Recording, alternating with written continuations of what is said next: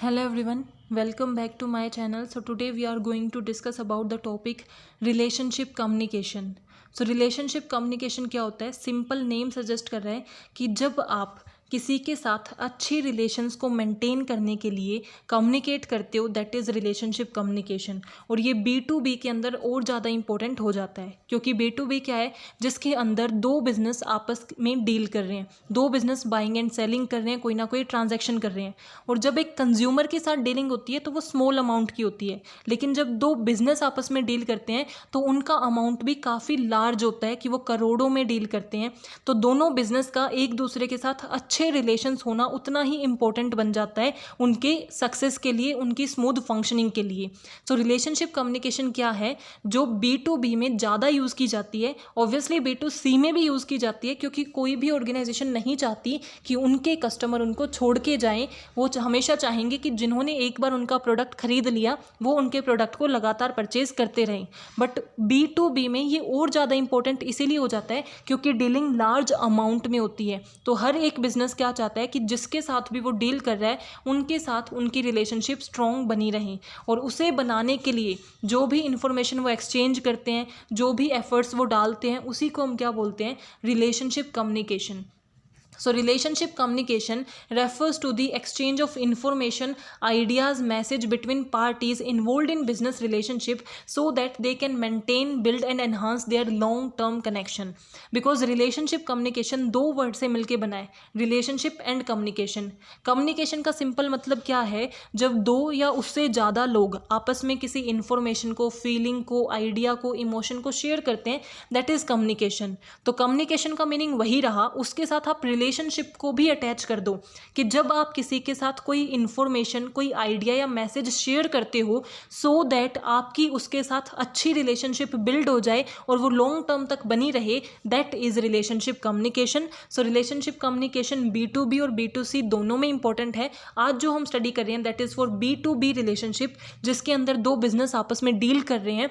तो B2B relationship communication का मतलब क्या है, जब बिजनेसेस एक दूसरे से कम्युनिकेट करते हैं, इंफॉर्मेशन को शेयर करते हैं, मैसेज को शेयर करते हैं, सो दैट दोनों बिजनेस के अंदर लॉन्ग लास्टिंग रिलेशनशिप बन जाए, दैट इज़ B2B रिलेशनशिप। अब इसके स्टेप्स क्या हैं, अगर हम सिंपल कम्युनिकेशन की प्रोसेस देखें तो वो क्या होती है कि सेंडर है, सेंडर एनकोड करता है मैसेज को और उसको फिर रिसीवर तक पहुंचा के वो डिकोडिंग होती है। तो सेंडर कौन हो जाता है, बिजनेस वन, जो पहला बिजनेस है।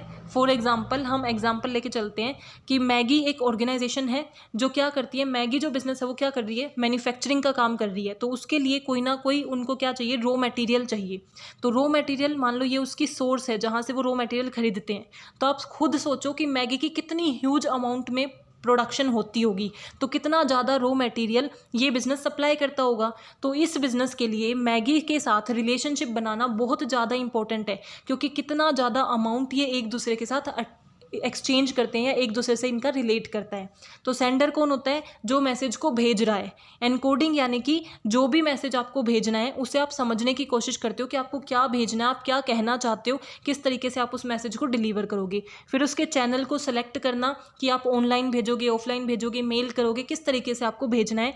देन डिकोडिंग का मतलब क्या है, जब आप उस मैसेज को भेज देते हो तो रिसीवर उसे समझने की कोशिश करता है। जैसे कि मैं जो बोल रही हूँ, मैं एनकोडिंग करके बोल रही हूँ कि अपने वर्ड्स को कि मैं किस तरीके से आपको समझाऊंगी, मैं PPT का यूज़ करूंगी, वर्बल वर्ड्स का यूज़ करूंगी, रिटर्न वर्ड्स का यूज़ करूंगी। तो वो क्या है, मेरी एनकोडिंग है और मैं आपको मैसेज डिलीवर कर रही हूँ। अब जो मैं बोल रही हूँ उसे आप अपनी नॉलेज के अकॉर्डिंग समझने की कोशिश करते हो, दैट इज़ डिकोडिंग। और डिकोडिंग कौन करता है, रिसीवर। तो इस तरीके से कम्युनिकेशन प्रोसेस फ्लो करती है। और रिसीवर क्या करता है, फिर फीडबैक प्रोवाइड करता है। जैसे आपको अगर कोई क्वेरी रह जाती है तो आप मुझे क्या करते हो, फीडबैक देते हो, आप कमेंट सेक्शन में उस क्वेरी को लिखते हो। और अगर आपको क्लासेस अच्छी लगती हैं तो आप प्रेज करते हो। तो ये आपका क्या है, फीडबैक। इसी तरीके से बिजनेस में भी कम्युनिकेशन होती है। एक बिजनेस सेंड करता है तो वो एनकोडिंग करके सेंड कर रहा है, फिर रिसीवर जब दूसरा बिजनेस उसे रिसीव करता है तो वो डिकोड करता है, और उसके बेस पे अगर उसका कोई फीडबैक होता है, क्वेरी होती है, तो वो सेंडर को दोबारा भेज देता है। इसमें एक चीज़ समझने की क्या है, ऐसा ज़रूरी नहीं है कि बिजनेस वन जो है वो हमेशा ही क्या रहेगा, सेंडर रहेगा। मान लो कि ये जो सोर्स है जो क्या कर रहा है, रॉ मटेरियल प्रोवाइड कर रहा है, इसने इन्फॉर्मेशन भेजनी है कि कितनी क्वांटिटी अवेलेबल है, किस क्वालिटी में अवेलेबल है, कितने प्राइस में अवेलेबल है। तो इन्होंने इन्फॉर्मेशन भेजी मैगी को। अब मैगी को क्या है कि उनको बाकी सारी चीज़ सही लग रही है, बट उन्हें लग रहा है कि क्वांटिटी उन्हें और ज़्यादा चाहिए। तो इस टाइम ये क्या करेंगे, तो जैसे ही मैगी ने इन्फॉर्मेशन रिसीव की तो उसके बाद क्या है, वो कोई क्वेरी जनरेट कर सकती है। तो नेक्स्ट जो मेल भेज रही है वो मैगी भेजेगी। तो इसका मतलब इस बार सेंडर कौन हो जाएगा, मैगी की मैन्युफैक्चरिंग कंपनी। तो ऐसा कोई डेफिनेट नहीं होता कि एक ही पर्सन हमेशा सेंडर रहेगा। ये सिंपल कम्युनिकेशन प्रोसेस होती है। अब हम डिस्कस करते हैं what are the steps of relationship communication process. तो सबसे पहला स्टेप है अंडरस्टैंडिंग नीड एंड ऑब्जेक्टिव, कि आप अपनी नीड को और ऑब्जेक्टिव को समझने की कोशिश करते हो कि आपके जो कम्युनिकेशन है, यानी कि जिसके साथ आप कम्युनिकेट करने वाले हो, जिस बिजनेस के साथ आपको कम्युनिकेट करना है, उनकी क्या नीड है, क्या ऑब्जेक्टिव, उस चीज़ को अंडरस्टैंड करना। क्योंकि सामने वाले के साथ आप वही कम्युनिकेट करो जो उनकी नीड को फुलफिल कर सकता है। जैसे हमने अभी एग्जांपल लिया था, सोर्स जो क्या कर रहा है, रॉ मटेरियल सप्लाई कर रहा है, और मैगी वो ऑर्गेनाइजेशन है या वो मैन्युफैक्चरिंग कंपनी है जिसको वो सप्लाई करेगा। तो ये क्या करेंगे, कम्युनिकेट करने से पहले मैगी की नीड और ऑब्जेक्टिव को आइडेंटिफाई करने की कोशिश करेंगे कि उन्हें क्या चाहिए, उनकी क्या नीड है, क्या ऑब्जेक्टिव है, ताकि जो आपकी कम्युनिकेशन हो ना वो बिल्कुल उनकी नीड से मैच करते हुए हो, और जैसे ही वो आपकी कम्युनिकेशन को रिसीव करे वो आपके एग्रीमेंट के लिए रेडी हो जाए। तो इसका मतलब क्या है, सबसे पहले आपको अपने रिसीवर की नीड एंड ऑब्जेक्टिव को आइडेंटिफाई करना होता है। फिर आप क्या करते हो, इनिशिएट करते हो कॉन्टैक्ट को, यानी कि अब आप पहला कदम बढ़ाते हो रिलेशनशिप को बिल्ड करने के लिए। पहला कदम होता है आपका कॉन्टैक्ट करने के लिए, कि आप कहीं ना कहीं किसी ना किसी तरीके से उनके कॉन्टैक्ट में आते हो, या तो आप उन्हें ईमेल करते हो, या फिर आप उनको फ़ोन कॉल करते हो, या फिर किसी मेडिएटर के थ्रू उनसे कॉन्टैक्ट करने की कोशिश करते हो। तो यहाँ पे आप अपनी इनिशिएट दिखाते हो बात करने के लिए। देन इस्टेब्लिशिंग रैपोर्ट यानी कि अपनी एक गुडविल बिल्ड करते हो उन दोनों के बीच में। आप जब आप इनिशिएट कर रहे हो, मान लो आपने मेल किया, सबसे पहले तो आपने उनकी नीड और ऑब्जेक्टिव को समझा, फिर इनिशिएट कॉन्टैक्ट किया कि आपने मान लो मेल किया या उनको फ़ोन कॉल किया, उसके बाद एक दूसरे के बीच में ट्रस्ट और रिस्पेक्ट, इन चीज़ों को इस्टेब्लिश करने की कोशिश करते हो कि आप दोनों बिजनेसेस के बीच में एक ट्रस्ट, एक कॉन्फिडेंशियल रिलेशनशिप इस्टेब्लिश हो जाए। उसके बाद आप क्या करोगे, इन्फॉर्मेशन को एक्सचेंज करोगे। जैसा भी आपका प्रोडक्ट है, कि वो ऑर्गेनाइजेशन मीन्स जो सोर्स है, जो डिलीवर कर रहा है रॉ मटेरियल को, वो मैगी के साथ कैसी इन्फॉर्मेशन शेयर करेगा कि भाई उनके पास किस क्वालिटी के, किस क्वांटिटी के, वो कितने साल से काम कर रहे हैं, कहाँ से वो सर्टिफाइड है, ये सारी इन्फॉर्मेशन वो शेयर करेंगी। इस तरीके से मैगी क्या शेयर करेगी कि उन्हें पर मंथ कितना चाहिएगा, कितनी ज़्यादा क्वांटिटी वो बनाते हैं, किस क्वालिटी का उन्हें चाहिए, किस प्राइस पे उन्हें चाहिए। तो दोनों एक दूसरे के साथ इन्फॉर्मेशन को क्या करते हैं, एक्सचेंज करते हैं। अब इन्फॉर्मेशन एक्सचेंज करने के बाद वो क्या करेंगे, नेगोशिएशन करेंगे। अब ऐसा ज़रूरी नहीं है ना कि मैं अगर बोल रही हूँ कि मैं 100 रुपये में दूंगी तो मैगी भी उसे उतने ही में खरीदने में रेडी हो जाए। वो नेगोशिएट करते हैं। ऐसा होता है कि कुछ डिमांड सोर्स की मानी जाती है, कुछ डिमांड ऑर्गेनाइजेशन दूसरे बिजनेस की मानी जाती है। तो नेगोशिएशन का मतलब क्या होता है, एक तरीके से समझौता करना, कि दोनों एक म्यूचुअल बेनिफिट एग्रीमेंट में आ जाते हैं कि जिसमें दोनों का बेनिफिट हो रहा हो। ये सोर्स बिजनेस था और ये जो रिसीव करने वाला है वो बिजनेस है। तो हो सकता है कुछ डिमांड इसकी मानी जाए, कुछ डिमांड इसकी मानी जाए, और दोनों मिलके एक एग्रीमेंट को फाइनलाइज कर दे जिसपे दोनों सेटिस्फाई हों, जिसमें दोनों की टर्म्स एंड कंडीशन सेटिस्फाई हो रही हूँ। तो वो नेगोशिएट करेंगे। फॉर एग्जांपल, वो जो नेगोशिएट कर रहे हैं, सोर्स वाला क्या एक यूनिट को 10 रुपये में देना चाहता था, बट मैगी कह रही है कि ये बहुत ज़्यादा एक्सपेंसिव हो रहा है क्योंकि हम बहुत ज़्यादा यूनिट खरीद रहे हैं, तो आप हमें उसे 9 रुपये में दो। तो इसका मतलब क्या है, मान लो दोनों ने नेगोशिएट करके 9.5 को फाइनलाइज किया हो, तो यहाँ पे वो हर एक पॉइंट पे, प्राइस पे, क्वांटिटी पे, क्वालिटी पे, ड्यूरेशन पे, हर चीज़ पे नेगोशिएट करते हैं। देन प्रॉब्लम सॉल्विंग, कि अगर कोई इश्यू आ रहा है, कोई भी उन्हें लगता है कि कोई इश्यू, कोई क्वेरी जनरेट हो रही है, तो उसे सॉल्व करना ताकि आप स्मूथली आगे वर्क कर सको। देन फाइनली डिसीजन मेकिंग करना, कि आप सारी रेलिवेंट इन्फॉर्मेशन लेकर, नेगोशिएट कर कर, प्रॉब्लम सॉल्विंग करके डिसीजन मेकिंग लेते हो, यानी कि साइन कर देते हो कॉन्ट्रैक्ट को और ऑर्डर प्लेस कर देते हो कि भाई हमें इतनी क्वांटिटी चाहिए। यहाँ फाइनल डिसीजन ले लेते हो कि इतनी क्वांटिटी हमें चाहिए जो आपको डिलीवर करनी है इस टाइम के अंदर।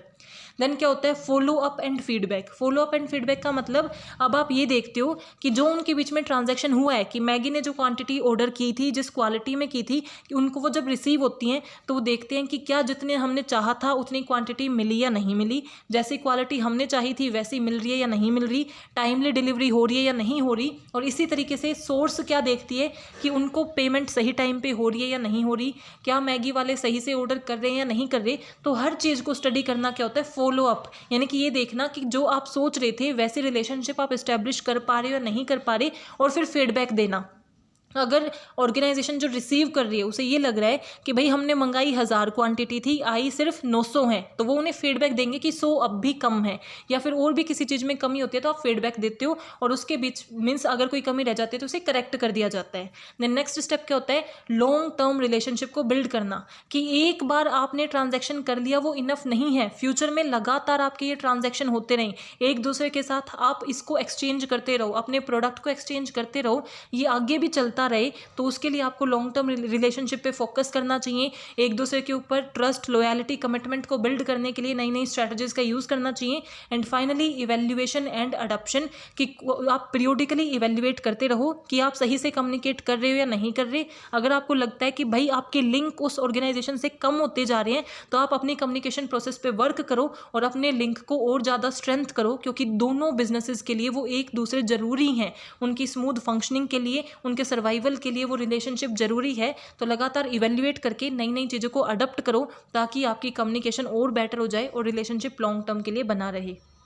तो क्या हुआ, सबसे पहले ऑब्जेक्टिव को स्टडी करना, फिर इनिशिएट करना कॉन्टैक्ट को, अपनी रैपोर्ट बिल्डअप करना, दोनों एक दूसरे के साथ इंफॉर्मेशन एक्सचेंज करेंगे, नेगोशिएट करेंगे एक पॉइंट पे, अगर कोई इशू आ रहा है उसे सॉल्व करके फाइनल डिसीजन मेकिंग करेंगे, follow up and feedback, building long term relationship, evaluation and adoption.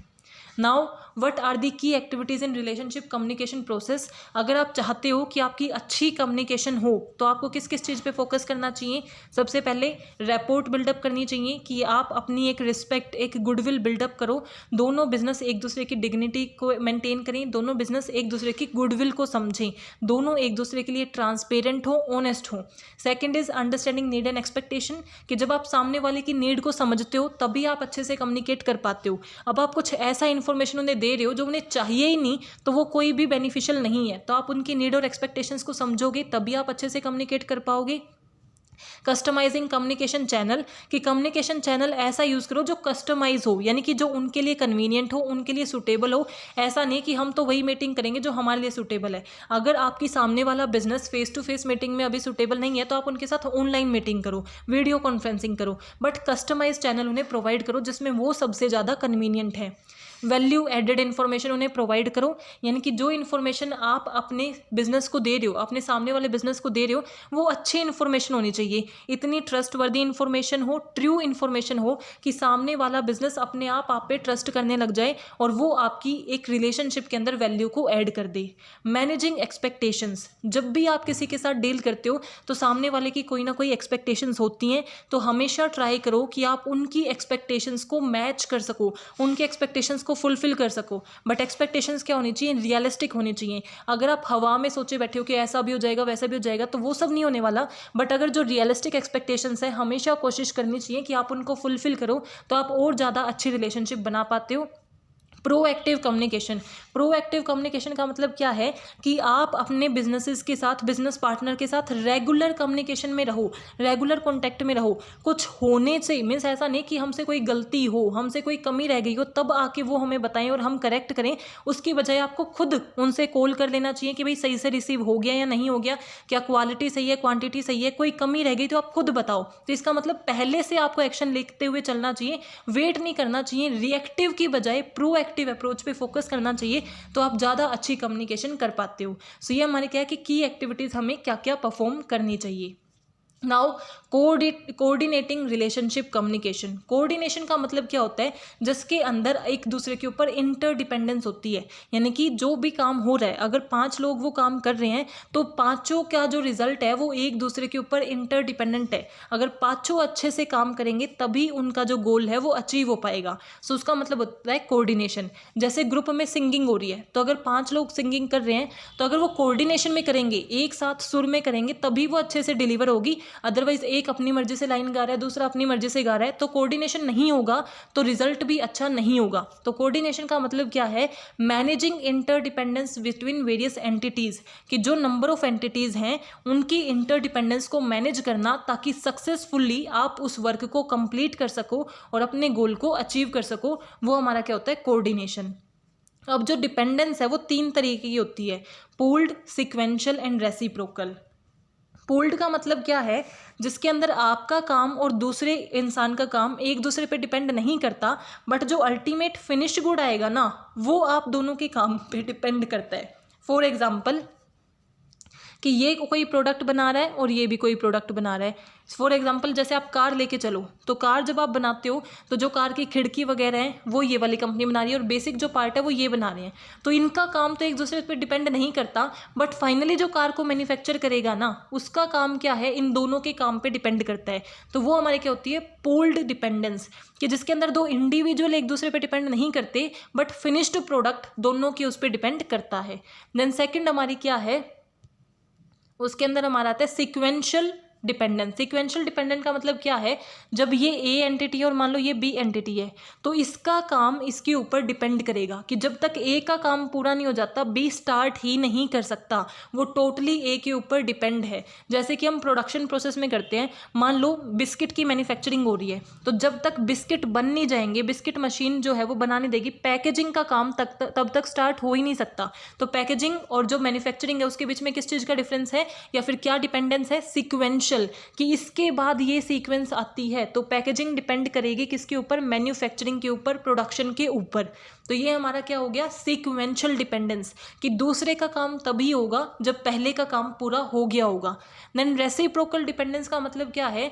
जिसके अंदर इसका काम इस पे भी डिपेंड करता है और इसका काम इस पे भी डिपेंड करता है। वो कब हो सकता है? मान लो हम बिस्किट मैन्युफैक्चरिंग लेते हैं, यहाँ से मैन्युफैक्चर होगा तभी क्या होगी? लेबलिंग स्टार्ट होगी। लेबलिंग यानी कि जो सबसे पहले, जैसे आप मान लो बिस्किट है तो उसके ऊपर जो सबसे पहला कवर होगा ना, वो लेबलिंग है, जिसके ऊपर कुछ भी लिखा होगा। उसके बाद मान लो उसका एक और कवर है जिसके अंदर उसे पैक किया गया है, तो वो हमारी क्या हो जाएगी? पैकेजिंग। पैकेजिंग भी प्राइमरी हो सकती है, सेकेंडरी हो सकती है, टर्शरी हो सकती है। तो लेबलिंग के बाद पैकेजिंग होती है। तो मान लो यहाँ मैन्युफैक्चरिंग और पैकेजिंग हो रही है, यहाँ लेबलिंग हो रही है और प्रिंटिंग हो रही है। तो मैन्युफैक्चरिंग के बिना लेबलिंग नहीं हो सकती, तो पहले इसका काम होके ये होगा। अब लेबलिंग के बिना पैकेजिंग नहीं हो सकती, तो ये करने के बाद ये फिर इस पे डिपेंड करते हैं। तो जब दोनों एक दूसरे पे डिपेंड करते हो साइमल्टेनियसली, वो तो हमारे क्या होता है? Reciprocal dependence. जब दोनों में से सिर्फ एक जो है डिपेंड करता हो, दैट इज सीक्वेंशियल। और पूल्ड का मतलब दोनों एक दूसरे पे तो डिपेंड नहीं करते, बट फिनिश गुड क्या करता है? उन पे डिपेंड करता है, तो वो होती है पूल्ड। तो इसमें क्या है? दोनों के बीच में कोई डिपेंडेंस नहीं है, बट फिनिश गुड का डिपेंडेंस है। इसके अंदर एक जो है वो दूसरे पे डिपेंड करता है, कि बी का काम तभी शुरू होगा जब ए का फुलफिल हो गया होगा। रेसिप्रोकल के अंदर क्या है? ए बी पे भी डिपेंड करता है और बी ए पे भी डिपेंड करता है, क्योंकि उनका काम क्या है? रेसिप्रोकल वे में हो रहा है। तो इसको हम क्या बोलते हैं? Different type of dependence. और जितनी भी डिपेंडेंस होगी, जहाँ जहाँ डिपेंडेंस होगी वहाँ वहाँ कोऑर्डिनेशन की रिक्वायरमेंट है, क्योंकि अगर यहाँ डिपेंडेंस है, डिपेंडेंस तो कहीं ना कहीं तीनों जगह पे है ना, यहाँ इन दोनों के बीच में होना हो, इसके साथ तो डिपेंडेंस हो गई ना। वैसे ही मान लो कि हम सिर्फ कार के बाहर बेसिक बनाते रहें, उसकी जो खिड़की हैं, बाकी चीज़ें जो बने वो बनेगी ही नहीं, तो क्या हमारी पूरी कार प्रिपेयर हो सकती है? नहीं हो सकती। तो इसका मतलब कोऑर्डिनेशन रिक्वायर्ड है, कि जितने हम पार्ट्स बना रहे हैं उतनी ही हमारी कार बनी होनी चाहिए। देन सिक्वेंशियल में, कि मैं मैन्युफैक्चर करती जाऊँ, पैकेजिंग में करूँ ही ना, तो क्या उनको हम बेच सकते हैं? नहीं बेच सकते। तो जितनी मैन्युफैक्चरिंग हो उतनी ही पैकेजिंग हो, इनके बीच में भी कोऑर्डिनेशन रिक्वायर्ड है। ऐसे ही हर जगह जहां जहां डिपेंडेंस होगी वहां हर जगह आपको अच्छे से कोऑर्डिनेशन भी करना पड़ेगा, तभी आप क्या कर सकते हो? इफेक्टिवली वर्क कर सकते हो। तो टाइप ऑफ डिपेंडेंस अभी हमने देखे पूल्ड, जिसके अंदर एंटिटीज तो इंडिपेंडेंट है, बट उनके जो सेपरेट एफर्ट्स है उनसे क्या बन रहा है? एक फाइनल प्रोडक्ट बन रहा है। सीक्वेंशियल के अंदर क्या है? एक एंटिटी दूसरे के ऊपर रिलाई करती है, दूसरे के ऊपर डिपेंड करती है। रेसिप्रोकल के अंदर दोनों एंटिटी एक दूसरे के ऊपर इंटरडिपेंडेंट है और दोनों एक दूसरे के ऊपर रिलाई करती हैं। नाउ कोऑर्डिनेशन एंड कम्युनिकेशन, अब इनके बीच में आपको कोऑर्डिनेशन इंश्योर करना है। तो आप कैसे इंश्योर कर सकते हो कि ये कोऑर्डिनेशन के साथ वर्क करें, इंटरडिपेंडेंस के साथ वर्क करें? तो पहला तो म्यूचुअल एडजस्टमेंट, कि भाई दोनों मान ले कि दोनों का काम एक दूसरे पे डिपेंड करता है, तो हमें ऐसे ही काम करना है, तो म्यूचुअली खुद से मान जाएं। बाकी सब क्या है, यहाँ वो खुद से मान रहे हैं, यहाँ बाकी सारे जो ऑप्शन हैं उनमें हम उन्हें मनवा रहे हैं, उनको रेगुलेट करके, जैसे कि डायरेक्ट सुपरविजन, कि उनके ऊपर हम क्या कर दें, सुपरवाइजर छोड़ दें। जैसे हमारा क्या था रेसिप्रोकल में, क्या था, ये इस पे भी डिपेंड करता है और वो ए बी पे भी डिपेंड करता है और बी पे भी, तो इस तरीके से हमारा है। तो या तो ये क्या करें, दोनों म्यूचुअली मान जाएं कि हाँ भाई हम एक दूसरे पे डिपेंड करते हैं, तो हमें कोऑर्डिनेशन के साथ काम करना चाहिए। या फिर हम क्या करें, इनके ऊपर एक सुपरवाइजर हो जो देखता रहे कि ये कोऑर्डिनेशन के साथ वर्क कर रहे हैं या नहीं कर रहे।